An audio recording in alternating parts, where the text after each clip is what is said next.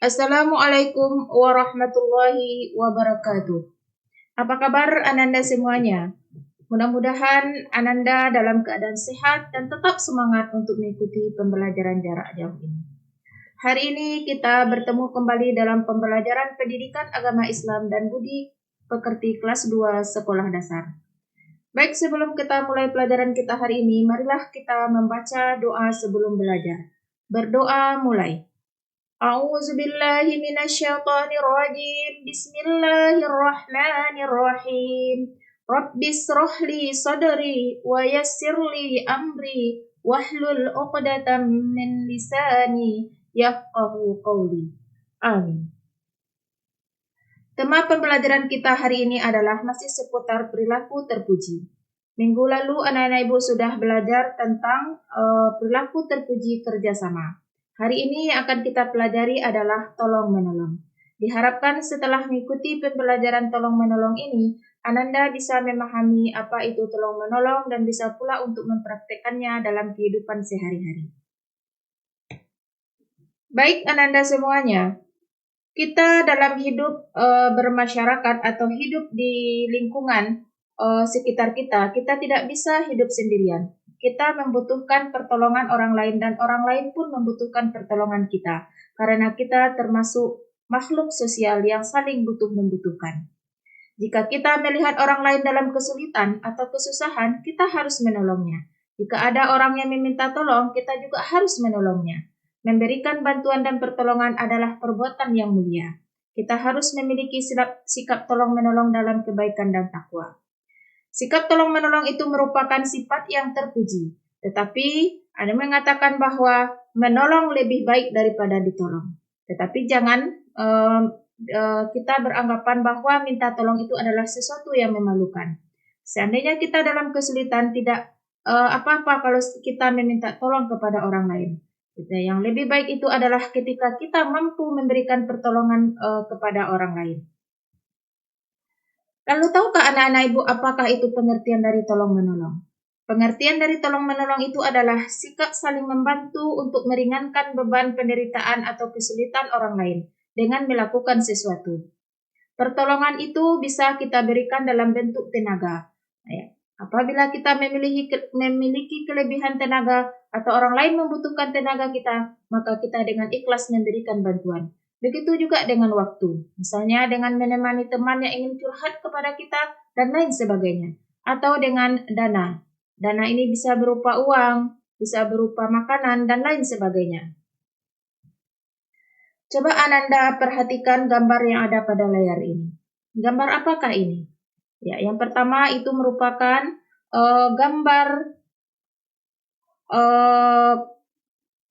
orang yang mengumpulkan bantuan di posko bencana. Karena terjadinya suatu bencana, maka berinisiatiflah orang untuk mengumpulkan bantuan untuk membantu orang yang terkena bencana. Yang kedua adalah gambar orang yang kelebihan harta atau dikatakan orang yang kaya membantu orang yang miskin. Dan gambar yang ketiga adalah gambar seorang anak yang membantu nenek menyeberang jalan. Gambar yang keempat adalah gambar seorang anak yang membantu temannya yang jatuh dari sepeda. Ini merupakan bentuk kerjasama yang bisa, bentuk tolong-menolong yang bisa kita praktekkan dalam kehidupan kita sehari-hari. Dan masih banyak lagi bentuk-bentuk tolong-menolong yang bisa kita lakukan. Selanjutnya Allah Subhanahu wa taala memerintahkan kita untuk saling tolong-menolong di dalam surat Al-Maidah ayat 2 yang berbunyi, A'udzu billahi minasyaitonir rajim. Bismillahirrahmanirrahim. Wa ta'awanu 'alal birri wat taqwa wa la ta'awanu 'alal ismi wal 'udwan. Wattaqullaha innallaha syadidul 'iqab. Artinya, dan tolong-menolonglah kamu dalam mengerjakan kebajikan dan takwa. Dan janganlah kamu tolong-menolong dalam berbuat dosa dan pelanggaran. Dan bertakwalah kamu kepada Allah Subhanahu wa ta'ala. Sesungguhnya Allah amat berat siksaannya. Dalam surat Al-Maidah ayat 2 ini Allah Subhanahu wa ta'ala memerintahkan kepada kita untuk tolong-menolong dalam hal kebajikan dan takwa. Dan kita dilarang untuk tolong-menolong dalam hal melakukan kejahatan atau kemaksiatan. Baik anak-anak ibu semuanya, bisa kita lihat pada layar ini adalah cerita tentang Umar bin Khattab yang lewat di depan rumah salah satu rakyatnya. Tampak di dekat pintu rumah tersebut ada seorang kakek tunanetra sedang mengemis. Umar segera menghampiri dan menepuk lengan kakek itu sambil bertanya, "Engkau dari agama apa?" Kakek itu menjawab, "Yahudi." "Lalu apa yang mendorongmu ke sini?" tanya Umar lagi. "Aku meminta bagian pajak. Usiaku sudah tua dan perlu uang untuk memenuhi kebutuhan hidupku," jawab kakek. Mendengar jawaban dari kakek ini, Umar segera membawa kakek tersebut ke rumahnya dan diberikan bantuan untuk kebutuhan hidupnya. Umar juga memanggil lembaga Baitul Mal untuk memberikan santunan pada kakek itu. Umar berkata, "Lihatlah kakek ini. Berilah ia bagian dari Baitul Mal. Demi Allah kita tidak memenuhi haknya. Kita telah memakan uang pajak yang ia berikan saat usianya masih muda. Kini ketika ia sudah tua, kita justru menelantarkannya." Jadi kesimpulan dari cerita tersebut adalah bahwa Umar menyadari sebagai penguasa beliau harus membantu rakyatnya. Apapun agamanya, perbedaan agama bukan menjadi penghalang untuk saling membantu antara sesama manusia. Khalifah Umar juga merasa berbuat zalim bila tidak memenuhi hak kakek tersebut sebagai warga negara dan pernah membayar pajak serta sebagai orang tua yang harusnya diperhatikan oleh negara.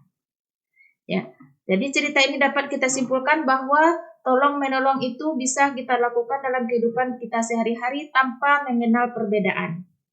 Tidak membedakan antara suku, tidak membedakan bangsa, tidak membedakan warna kulit, tidak membedakan keyakinan, dan lain sebagainya. Dalam hidup bermasyarakat, kita harus saling tolong-menolong. Ketika kita memiliki kelebihan dalam hal tenaga, kita bisa bantu orang lain dengan tenaga kita. Ketika kita memiliki kelebihan waktu, kita bisa membantu orang lain dengan menyisihkan waktu kita. Dan ketika kita memiliki kelebihan rezeki berupa kekayaan dan lain sebagainya, kita bisa membantu saudara kita dengan rezeki yang diberikan oleh Allah Subhanahu wa taala. Baik Ananda semuanya, sampai di sinilah pembelajaran kita hari ini. Mudah-mudahan Ananda bisa memahaminya. Untuk tugasnya nanti akan Ibu kirimkan dalam bentuk Google Form. Terima kasih. Ibu akhiri pelajaran hari ini dengan mengucapkan Assalamualaikum warahmatullahi wabarakatuh.